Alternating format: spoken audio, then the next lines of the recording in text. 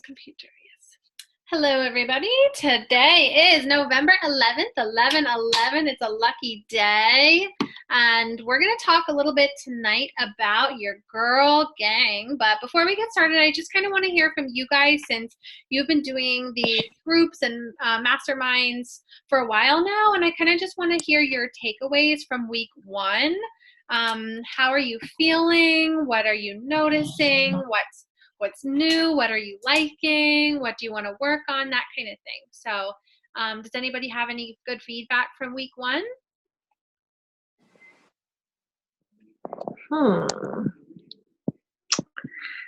Feedback.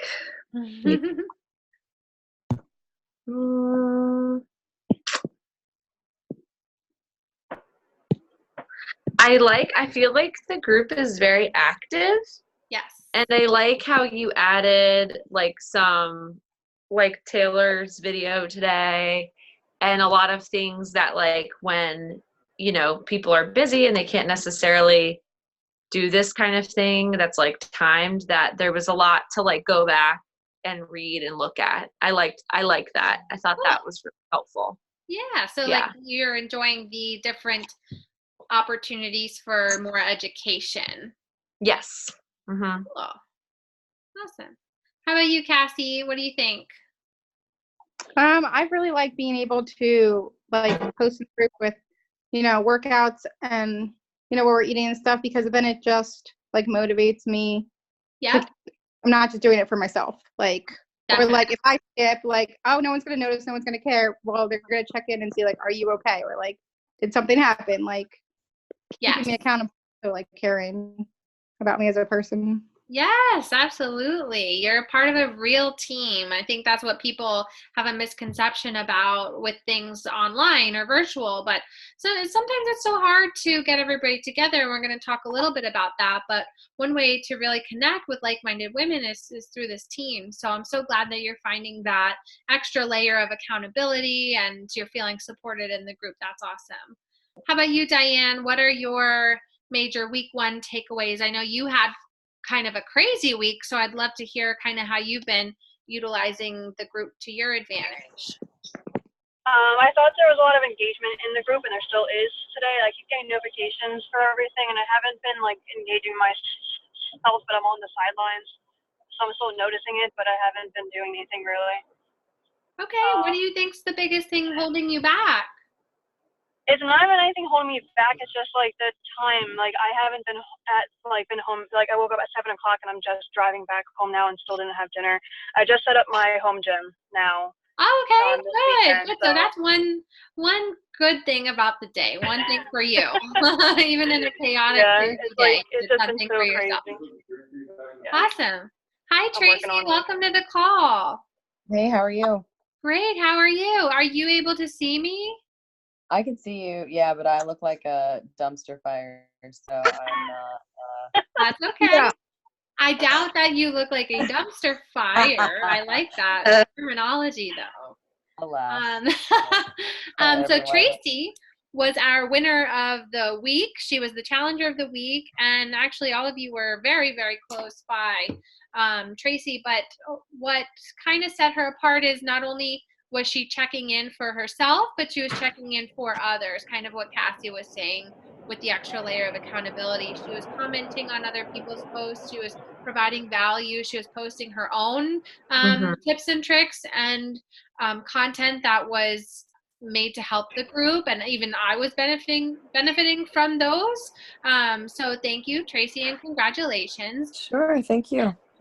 We would love to hear your takeaways from week one, since you're one of our newest challengers or mastermind members. So would love to hear your week one takeaways.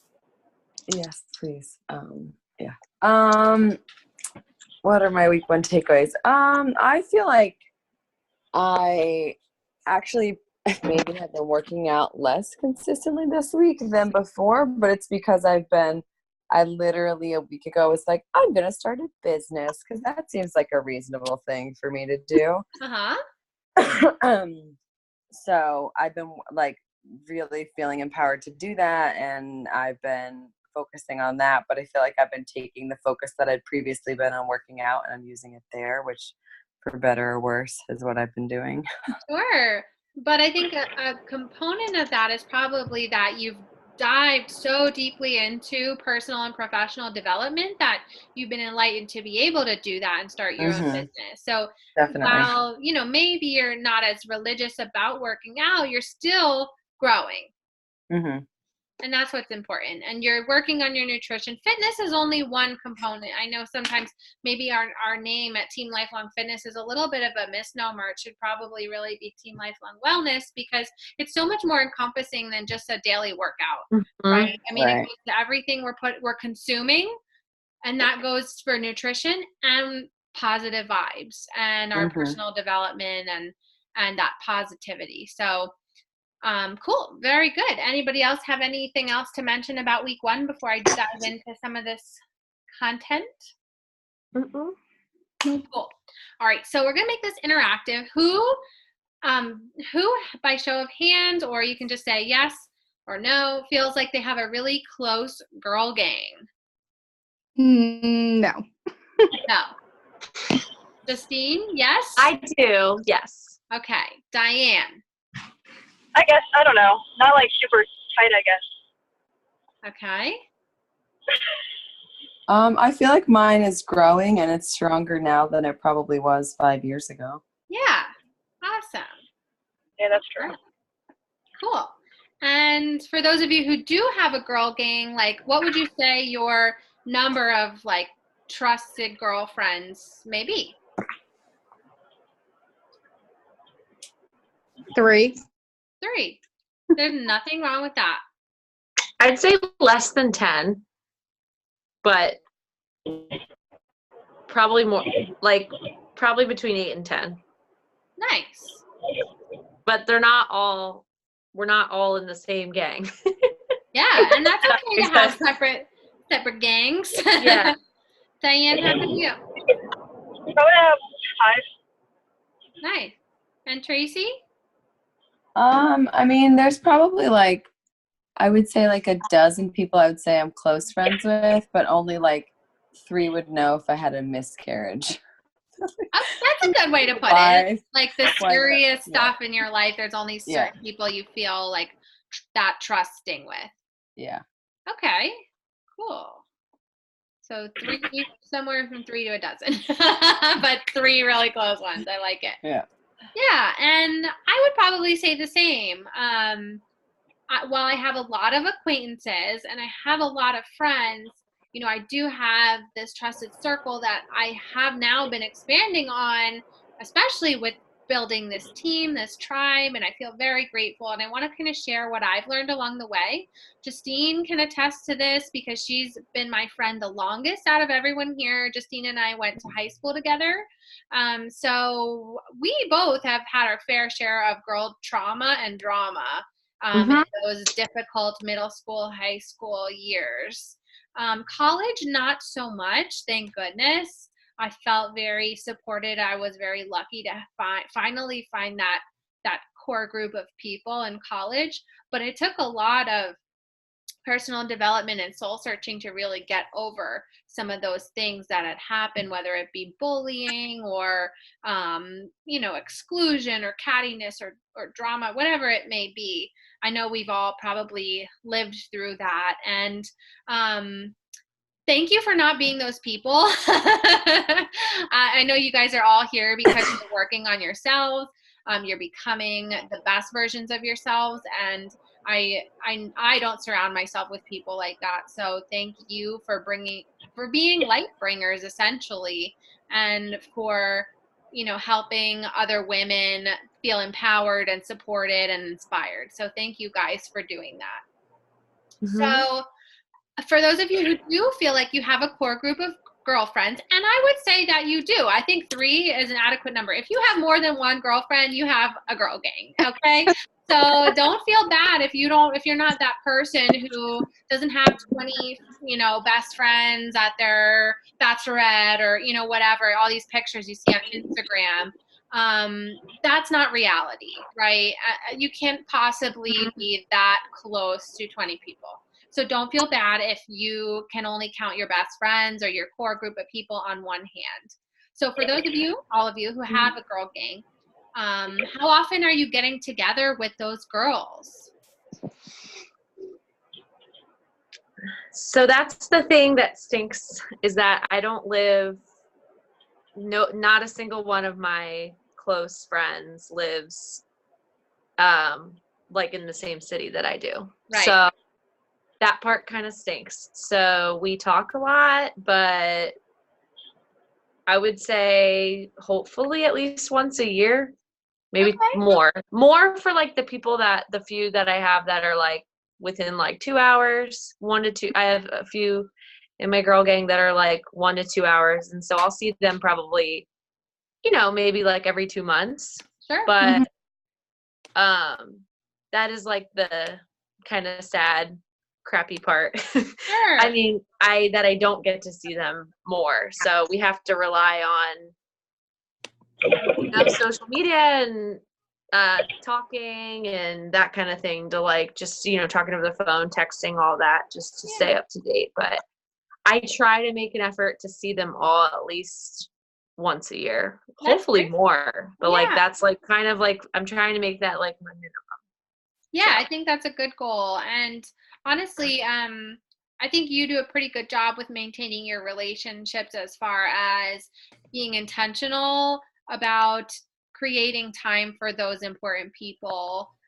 So even if you live far away, maybe making a date for a Skype or FaceTime or a group Zoom, is just not as powerful as being right there with the person, but it's still very impactful being able to see them and connect with them at that level. Awesome. Tracy, how about you? I have several good girlfriends who work in the same health network as I do, and one in my same practice. So although I'm not in the office with her, I see her probably like 3 or 4 times a week. Wow. Also, we're like trying to brainwash our husbands to be best friends, and they're like, guys, we can just be normal friends. We don't have to be like obsessed with each other like you. And we're like, okay, fine, but we would like it if you were. So I see Tara very regularly, and I would like we're going to the same church, and I'd like to start like a small group with other young couples at our church. To try and be more intentional about getting together regularly. But like with 5 kids and a working spouse who travels a lot, like our schedule is really insane. So unless I put something on the calendar, it's not likely to happen. Yeah. Oh, and starting a business, no big deal. Oh yeah. Oh yeah. All right. Our life is insane. I know. Hey, you thrive in the insanity like me, though. Yes. Diane, girl gang get-togethers. I probably see them like once every 2 to 3 months. Yeah. It's like sporadic. Nothing's really planned. We talk regularly. Good. Try to keep in touch that way. Oh, sorry. What'd you say? Just keep in touch regularly. Awesome. All right, Cassie, what do you think? Yeah, it's like the same as Justine and Diane, especially because I'm the one who moved away. So like I feel guilty sometimes because I'm like, well, I just have to left 2 hours away to go live in Amish land because again, that's normal. Me too, girlfriend. Me too. I like felt guilty about like, well, that's just life, but like you can still be intentional with your friendships. I've been trying to be better about texting back, and making time when I am like back in person and stuff. So yes, awesome. Yeah, I think our relationships are truly a choice. So making that time, and I'll get into a little bit of kind of being. A lot of you guys are type A. Am I right in that assumption? I am. Just a little bit of type A in there. So you often probably have the role of the planner, the organizer. You're the one who may be initiating those contacts, and sometimes that can feel a little exhausting or frustrating. Has anyone ever been there? Oh yeah. I mean, I think we all have from time to time, but then I also have been on the flip side where I feel like I'm like the one who's being like the bum. Like, and then I'm like, oh my God, I'm really sorry. I haven't talked to you in a month and I hate that and I suck. But no, not really. The pendulum definitely swings both ways. But what I want to say, it does. My type A organizers and planners, because I have a feeling that you're probably more on the one end of the spectrum where you're the planner. For those of you who are my planners and organizers and those who bring people together, and maybe you're planning the parties and you're the one making the phone calls, you're bringing people together. You have a gift. This is something that was like really eye-opening to me when I heard that, because I think you can get really wrapped up in that mindset, like, oh, I'm like, it feels so one-sided. Why am I always the one who's reaching out? Like, they don't care about me. Like, get that narrative out of your head. People are just that busy. And the fact that you have a gift that you can be the planner, the organizer, don't be resentful about that. Like, we all have our talents, and the universe, God gave us that for a reason. So use it to your advantage and just be thankful for it. So next time you feel like, oh, like I'm making all the plans, like, remember you have a special talent and that is your purpose, and just roll with it. So that's just something I want to say that really resonated with me, because I know I've been there. Does that make sense? Mm-hmm. Yeah. Cool. Yeah, I've also found, like, this year I had a lot of postpartum depression after my daughter was born. Yeah. And when I was like struggling to like function and like get up and like get stuff done and not like let any of my children starve to death and also like keep my patients alive, I was like people would like text me and be like, how are you doing? Like, I haven't heard from you. And I was just like, I can't. I just don't even have the bandwidth to like, I'm just like barely getting by. And I feel like when I'm doing better like mentally and emotionally, I'm much more likely to like talk to other people because I'm like in a good mood and not like womp womp womp. Yeah, you bring up a really good point too. Sometimes, like we said, the pendulum does swing. You do need to protect your own space. It's not healthy necessarily to always be engaged all the time and always have to do all the things. You guys are all busy women. There's definitely a time and space for that. But when you are struggling mentally, I think first you got to put your own oxygen mask on before you can help other people, right? So that, and then you emerged out of that really beautifully, Tracy, because you were able to, figure out that this is a problem. I don't want to be like this. I want to get better. And you did through personal development and your fitness routine, and you're then developing a really close group of friends who could help you with that. I think the other thing that I would encourage you, if like, Justine, if you feel like you're like geographically in a place where the people that you're close with are not like physically around you, like it would be like to look around. I've been reading a lot of stuff that's like keeps talking about like you are who you hang around with. And so like I was at a barbecue the other day and one of my coworkers, teenage boys were there, and like if anyone has teenagers, it's like that's the worst part. Like toddlerhood is nothing compared to teenagerhood parenting. Like it's just prepare your heart. It's the worst.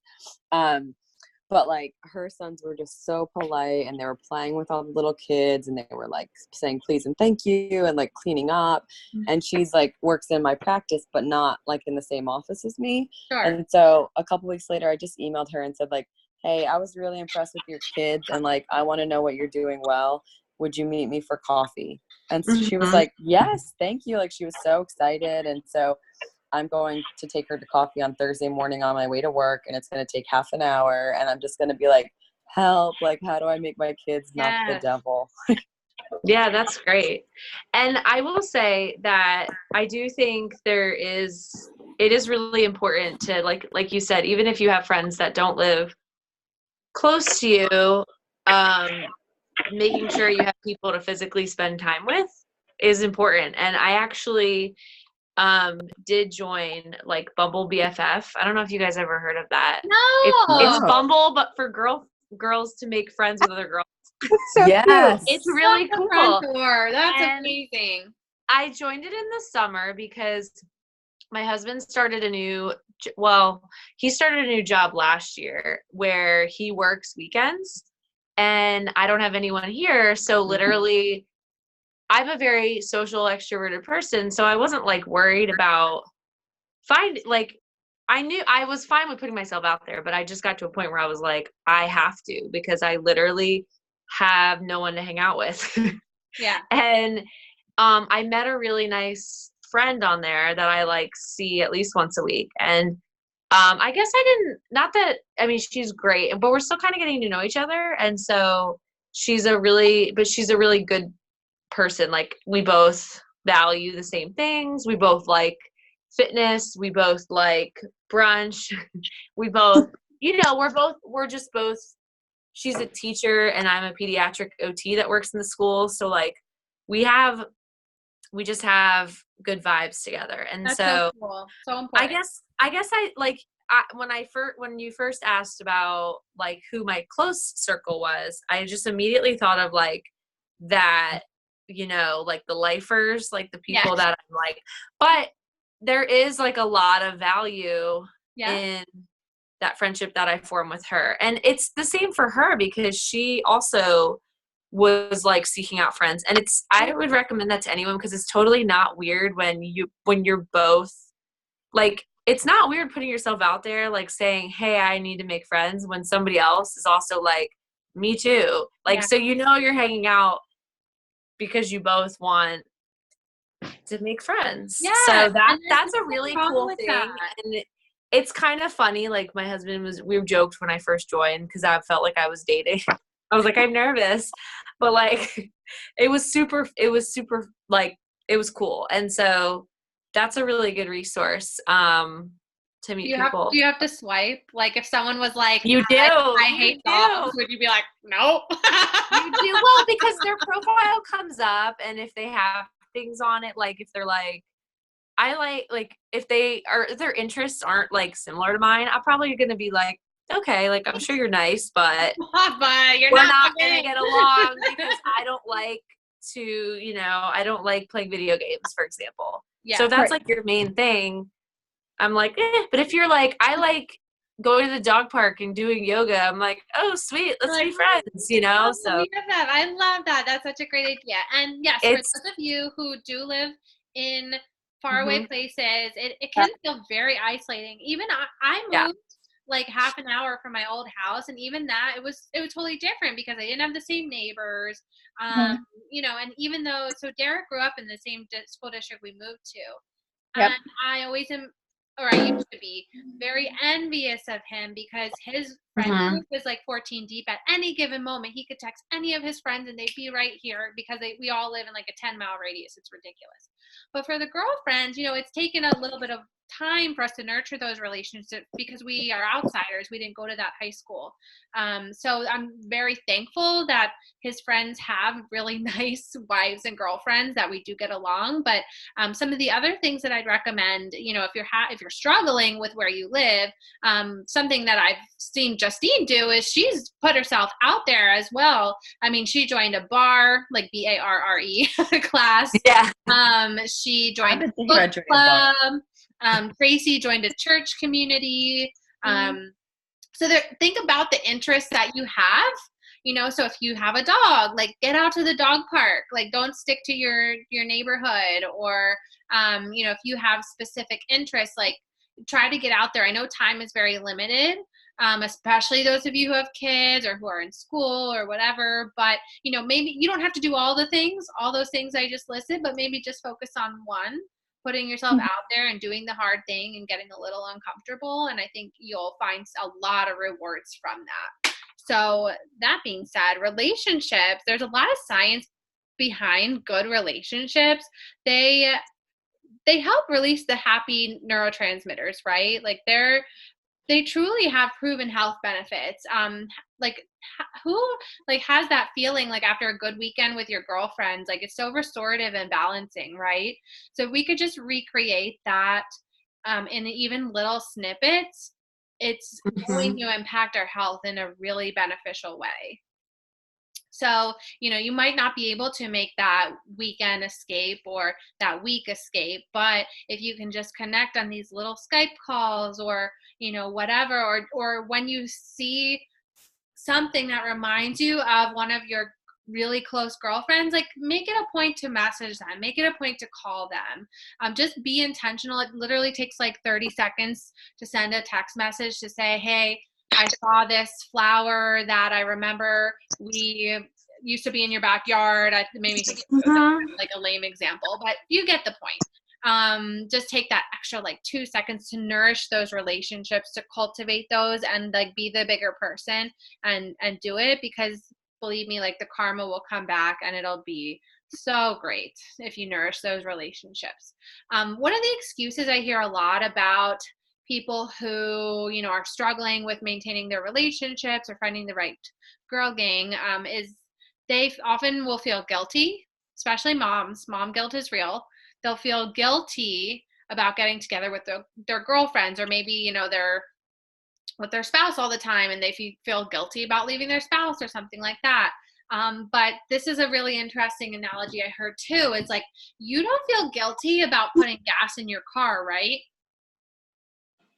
Right? No. It's a necessity. No. And because like it's irresponsible to let your car run on empty. So why do we think we're better than our cars? Like, why do we think we can just like run on empty? We think we're invincible. We think we don't need that time to recharge, to refresh, to renew. And part of that not only is self-care, which is a very individualized process, but also then branching out and being able to connect with like-minded individuals, and especially women. I mean, there's nothing wrong with having guy friends, but I think there's something really special and empowering about a really strong group of women.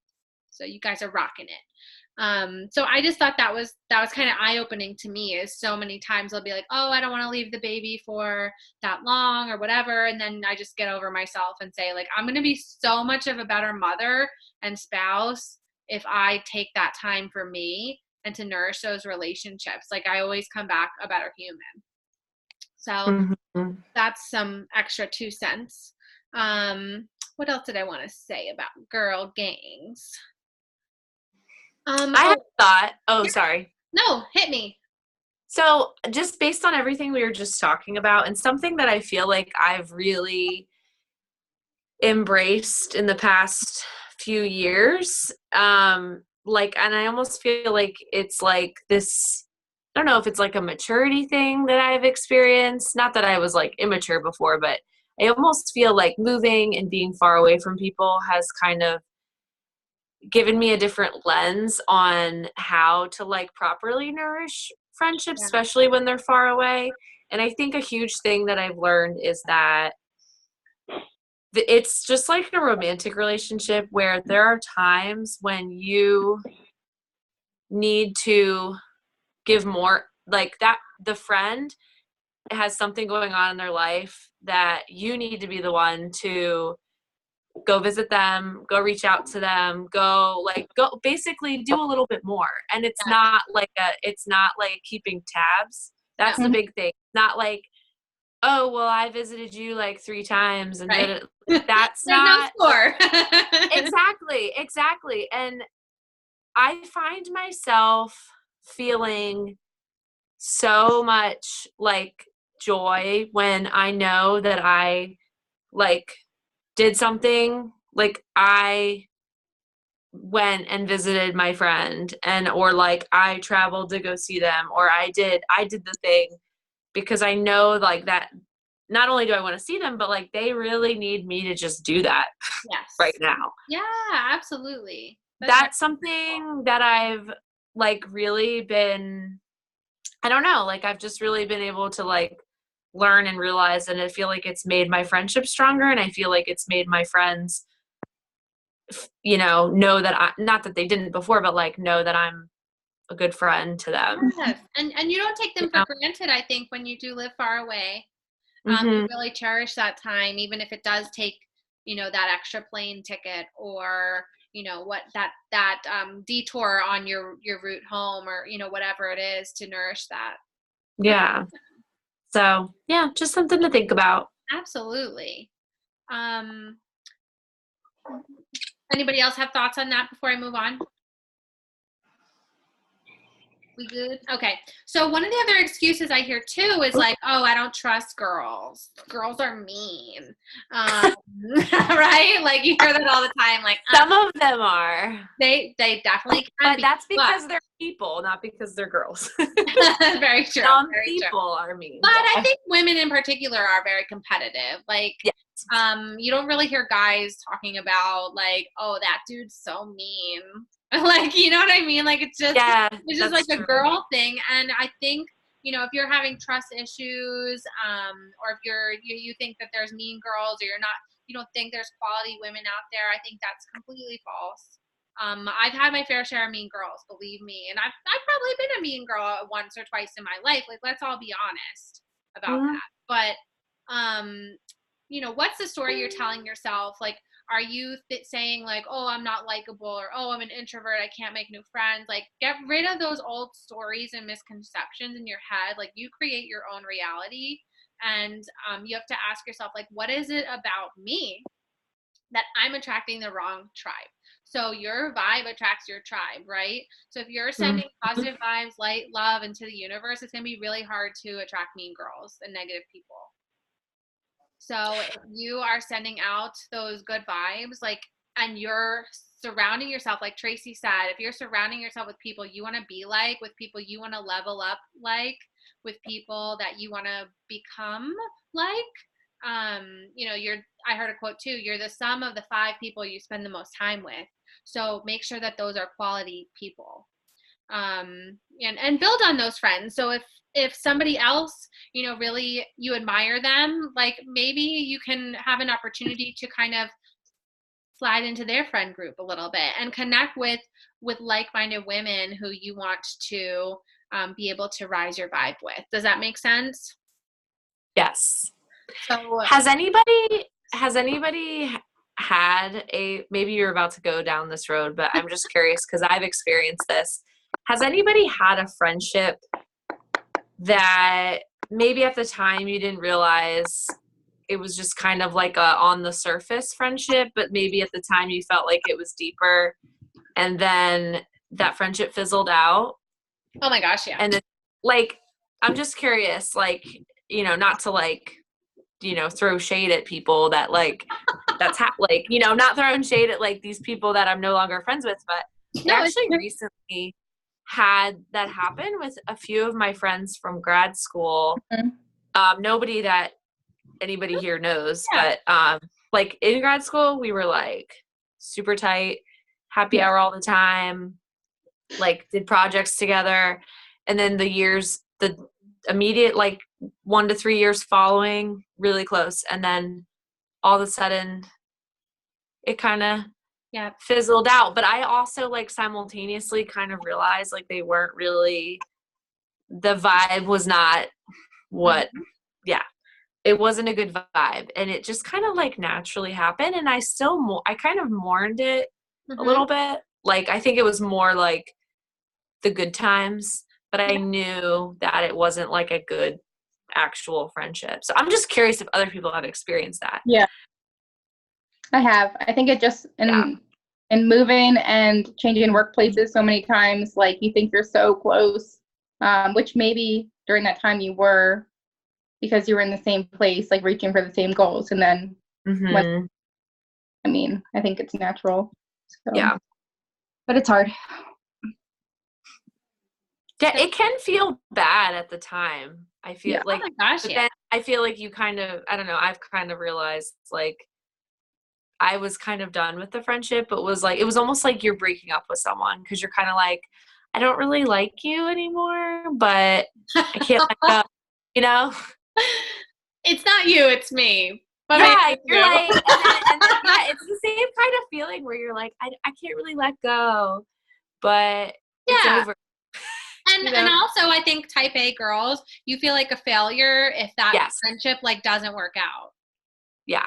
It's hard to like imagine like people being at my wedding and now I'm like, we don't talk anymore. Sure. You know, but it's okay. Yep. I think it's natural. It's just like, it's just like a turnover phase. It's interesting. That's all. I think that's kind of what the 20s and 30s are well, more 20s. Teens, 20s are probably more about. I think 30s you kind of will settle into like real positive relationships, but there's going to be an ebb and flow. I'm going to listen and see. Diane and Tracy, do you guys have anything to add to what Justine was saying before I riff off of that? With like friendships fizzling? I had a similar experience in grad school where I had a really close friend and we lived together, and it's so funny, like people still say like, do you talk to Sarah? And I'm like, no, like 0 times since we graduated, which is just so crazy to me because we spent 100% of our time together in PA school. And I think my mom is always like, when I would date these guys in high school and then I'd break up with him, she'd be like, I knew that guy wasn't right for you, but I was just waiting for you to like figure it out. Yeah. And my mom was sort of like, oh, okay, so like, why do you think that happened? And I was like, we don't have anything in common, like at all, like literally, other than the fact that we were both in the same program and we were sitting next to each other. And then we lived together, which I don't know, but yeah, I think that life has a way of weeding out the people that maybe aren't the best for you, or you realize that and sort of move on. But I feel like if you really have true friends, then either they will sort of come and go in various degrees of closeness or distance from you, or they'll just fade away and it will be like, they're just not there anymore. Yeah. Yes. Diane, I can't see you, but okay, she stepped away for a sec. So, Diane, you're back. Do you have anything that like to add to that about girls or friends in general, like kind of fading out? Well, I know I'm guilty of fading out of people's lives. Like even my one friend, Joe, he was even like, oh, now you're going a half hour away from me. Like, cause I was like, oh, come visit. And he was like, how am I supposed to see you? He was like, we didn't see each other when you're 10 minutes away. How am I going to see you when you're even further than that? So I know I'm guilty of it, but I don't know. It's just like the phases of life, and it just comes in and out of it. And, then I'll re-engage a lot, and then I'll like play golf a bit. And I don't know. I just let it go. And I think it's part of the natural evolution of where we end up in our lives. I think especially these things will happen when you hit big milestones in your life. You kind of will find out who's really, really there for you. So for instance, getting engaged, moving in together, getting married, having a baby, having a big family, Tracy. Sometimes when you're at those different stages in life, some of those friends who may not be there, it's not to say that you shouldn't be friends with them or something crazy like that, but it's a lot easier to connect with people who are in that stage of life or who are going there. So sometimes those relationships will naturally kind of fizzle if they're not really going the same path as you, and that's okay. And I think it's a normal reaction to want to mourn that. And I'm glad that you said that, Justine, because I think people so much want to kind of blunt that emotion and want to show that. But I think it's okay to say, this kind of stinks that this fell apart, but also then to spin it and be grateful for the opportunity. Like they served a purpose in your life. People come and go for a reason, for whatever that may be. Send them love and light and be done. Or hold space for them in your heart, but don't let it destroy you. Don't let it pull your shine. I think maturity, and I think also happy hour friends. In the moment, it's kind of like that instant gratification, right? I think of that scenario you were talking about, that I have a picture in my mind of friends who were at my wedding, but looking back, they were very much party friends. Friends. They weren't lifelong friends. And in the moment, I didn't know that. I didn't know the difference. Right. You're not going to call them when you're sick or whatever. Talk to them about the weird underwear you have to wear after you have a baby and all that stuff that you told me. Yeah. And they like that, right. And if you feel, and I feel like if there's any part of you any part of you that doesn't feel like you can be 100% yourself in front of someone, that's a pretty good indication, unless you've just met them. But like if you were friends for, that you're not like the level of the friendship is pretty surface. Superficial, absolutely. Yeah. I feel like as my life has changed, like I got married right out of school to someone who was older and had kids, and then we've had a million children since then. And then how many kids do you have since five. You have your 5 of your own? I have 2 stepsons that are teenagers. They're 16 and 14, and then I have 3 under the age of 5. Wow, good for you. 2-year-old and a 1-year-old. So. Oh my gosh, that's awesome. But good for you. Thanks. Excuse me. I feel like we started having babies like before like my college friends started having babies, and then it was like they were still in this like, oh, we're gonna have the Christmas party. We're gonna start at 9. I was like, yeah. no, like, no, we're not. I'm going to bed. I've been in bed for an hour. No. I'm like, then this past year, this will make you laugh, Kate, Micah was hosting, and he was like, can we do like brunch? Can we do like after nap but before bed? I was like, that sounds great. Like everyone else has caught up to the fact that they have kids now, and I'm like, welcome to finally, yes. Run by your it's important to surround yourself with people who have the same goals, vision, and mission as you. I love it. Hi, Casey. I know you joined late. We were talking a lot about Girl Gang, what makes it work, what doesn't work, why things work and don't. But kind of starting to wrap up now, so you guys can all get some rest tonight. But 2 things I kind of want to end with.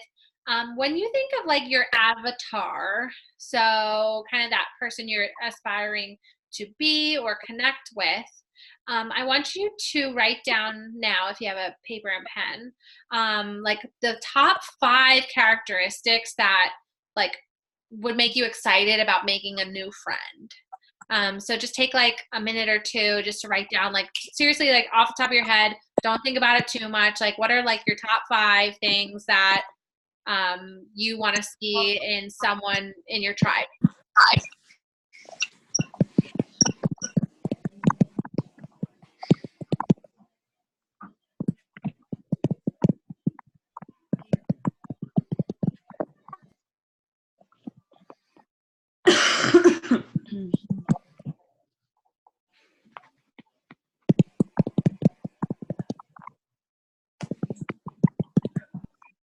Just gonna mute everyone real quick. A lot of background.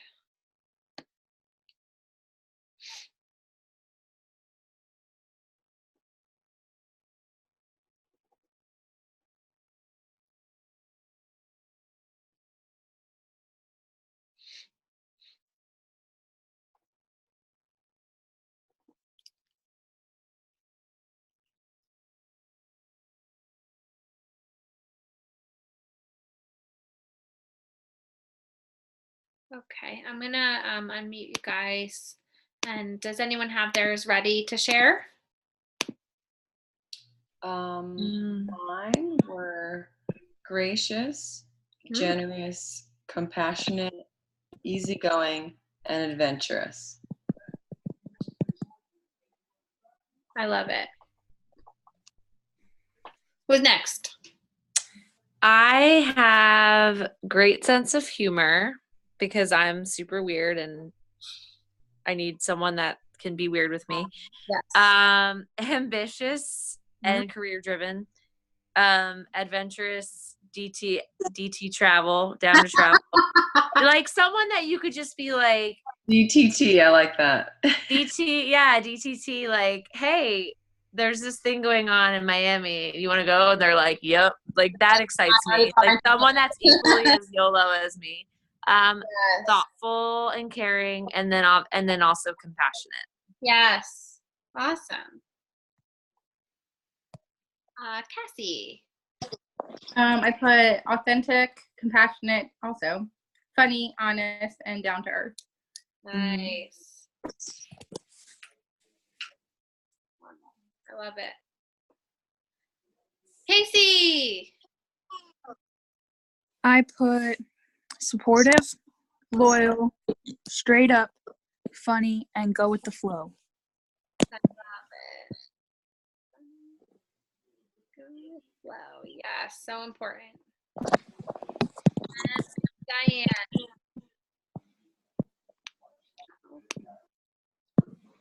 Yay. All